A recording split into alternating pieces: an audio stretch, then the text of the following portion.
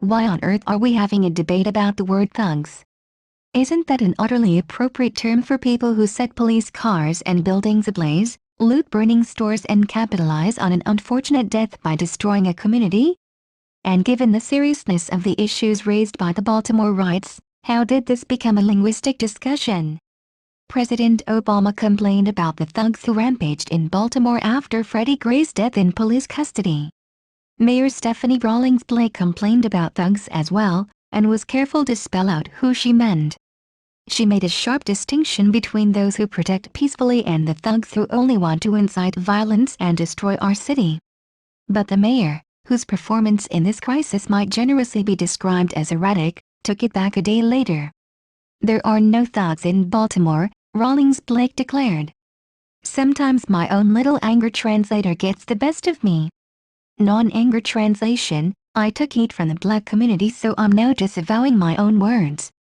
Excuse me, but when did thugs become a racial term? There are lots of white thugs out there. Anyone who engages in thuggish behavior deserves the label. This is just PC run amok.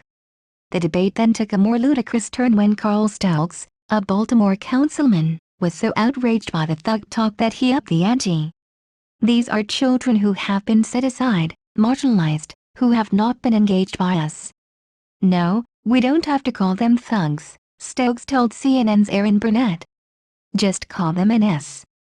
Just call them an S. No, we don't have to call them by names such as that." So now we've veered off into arguing about the N-word, and how thug is just as bad. And that's led to media-on-media criticism. MSNBC's Alex Wagner said that there are folks, like CNN's Aaron Burnett, who don't understand why it's offensive, and why some people are saying the T-word is the new N-word.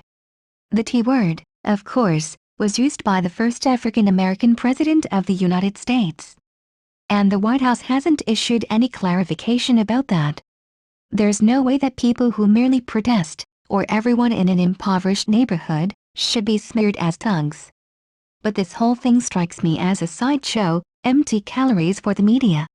What we should be debating is how police deal with urban disturbances, how to address the poverty and dysfunctional families that create fertile conditions for riots, complicated stuff that isn't going to be neatly resolved in time for the Sunday shows.